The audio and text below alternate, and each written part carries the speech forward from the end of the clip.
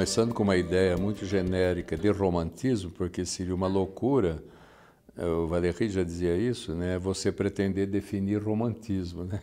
Mas eu acho que a gente pode caracterizar alguns elementos. Acho que um primeiro coisa básica é pensar que quando a Revolução Francesa corta a cabeça do rei, ela também mata Deus. Então o tempo deixa de ter um sentido pré-orientado e a sociedade fica imediatamente ateia. A religião continua, porque tem gente que tem necessidade, mas Deus não apita mais no sentido da história. Nesse sentido, você tem uma indeterminação do sentido do tempo histórico. Concorda? Quer dizer, os iluministas com o Kant, eles inventam, por exemplo, um conceito de progresso e a ideia de que o futuro vai ser provavelmente melhor que o presente, porque ele vai equivaler a uma espécie de ampliação da razão para todos que vai nos liberar, Mas a gente sabe que a nova sociedade que se monta depois da Revolução é uma sociedade burguesa, capitalista, baseada justamente na exploração dos homens pelos homens. A constituição, por exemplo, de um proletariado na Europa e a miséria que é isso.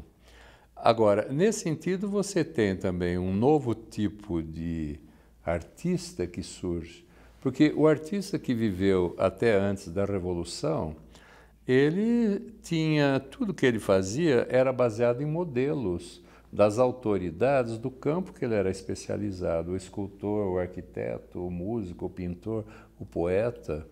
E ele sempre sabia, quer dizer, você está fazendo um poema épico? Sim, agora, por quê? Ah, porque o Tasso, o Ariosto, o Camões fizeram assim no século XVI e eles imitaram Virgílio, que imitou Homero. Eu imito todos eles. Agora, a partir da Revolução, isso deixou de existir. E a ideia agora de que o poeta, antes de tudo, ele é um indivíduo burguês e numa sociedade nova em que a cultura é uma mercadoria. Você concorda? E uma mercadoria que, para existir, ela tem que competir com outras mercadorias no mercado.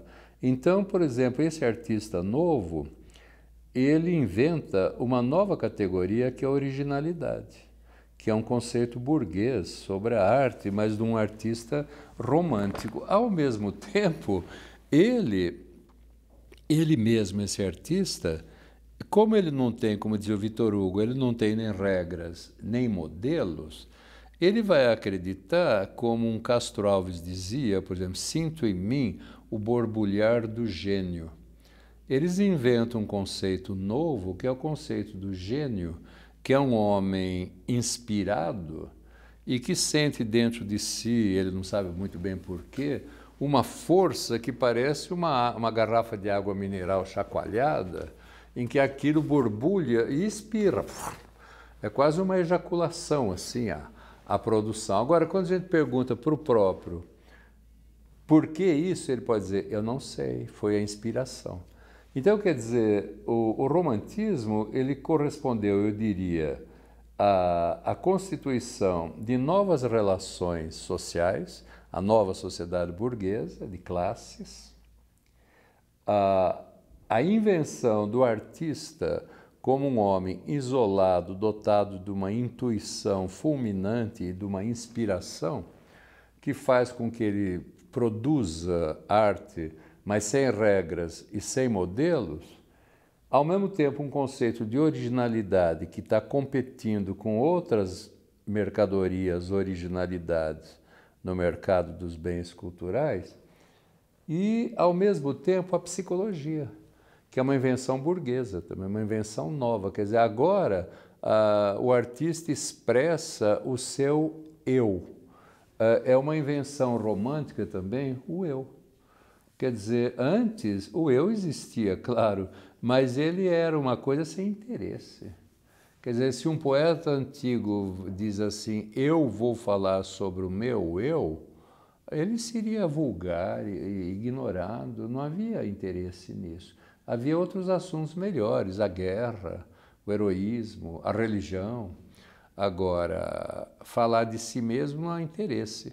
Nesse sentido, me parece que a gente teve uma grande contribuição de um autor que não é romântico, que é o Kant, mas na teoria estética dele, e principalmente naquilo que ele escreveu sobre o sublime, a partir do Longino.